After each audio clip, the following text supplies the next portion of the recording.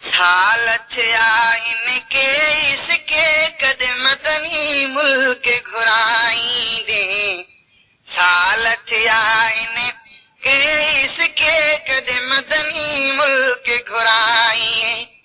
मदनी मुल्क घुराई दे, मदनी मुल्क घुराई दे, पंहिंजे पाणे जिराई दे। साल थिया इनके इसके कद मदनी मुल्क घुराई दे। साल थिया इनके इसके कद मदनी मुल्क घुराई दे। हर साल अचन था घर जी सफीना, मुखे अञा शाह मदीना। हर साल अचन था घर जी सफीना, मुखे अञा शाह मदीना। हित तड़प ले तरसाई दे, कदे मदनी मुल्क घुराई दे। साल थिया इनके इसके कदे मदनी मुल्क घुराई दे। मदनी मुल्क घुराई दे, मदनी मुल्क घुराई दे, पंहिंजे पाणे मंझि रहाई दे। साल थिया इनके इसके कदे मदनी मुल्क घुराई दे।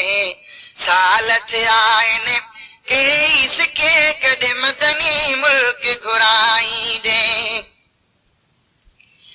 दिल न सहे थी एड़ी दूरी, मता रहे उम्मीद अधूरी।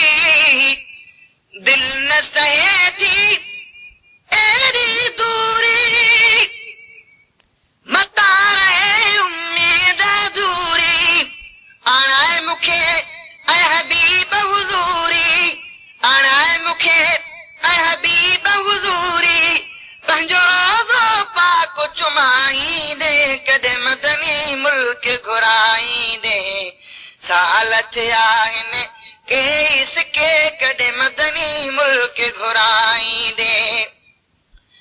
मदनी मुल्क घुराई दे, मदनी मुल्क घुराई दे, पंहिंजे पाणे मंझि रहाई दे। साल थिया इनके इसके कदे मदनी मुल्क घुराई दे। साल थिया इनके इसके कदे मदनी मुल्क घुराई दे। ॾेखारियो रोज़े जॾहिं जलस कन तुंहिंजा आशिक सारा। ॾेखारियो रोज़े जॾहिं जलस कन तुंहिंजा आशिक सारा।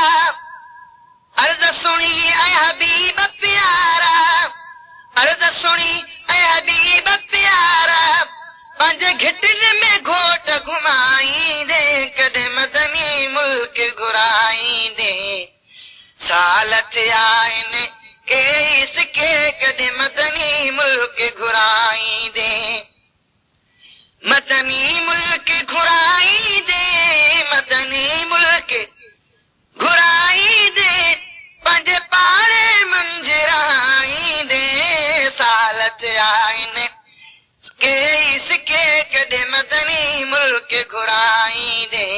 साल थिया इनके इसके कदे मदनी मुल्क घुराई दे। हिकु ॾुधिरो ॿियो हाल ग़रीबी, आहे मुखे उम्मीद ग़रीबी। हिकु ॾुधिरो ॿियो हाल ग़रीबी, आहे उम्मीद ग़रीबी।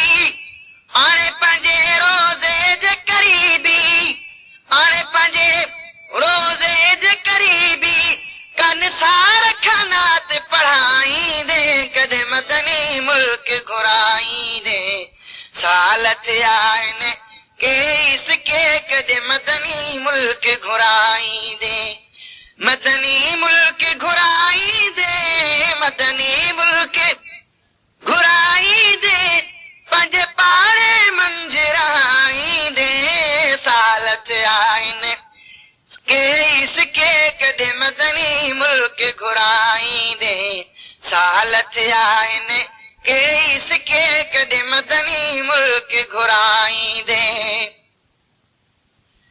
हिकु ॾुधरो ॿियो हाल ग़रीबी आहे मूंखे उम्मीद ग़रीबी हिकु ॾुधरो ॿियो हाल ग़रीबी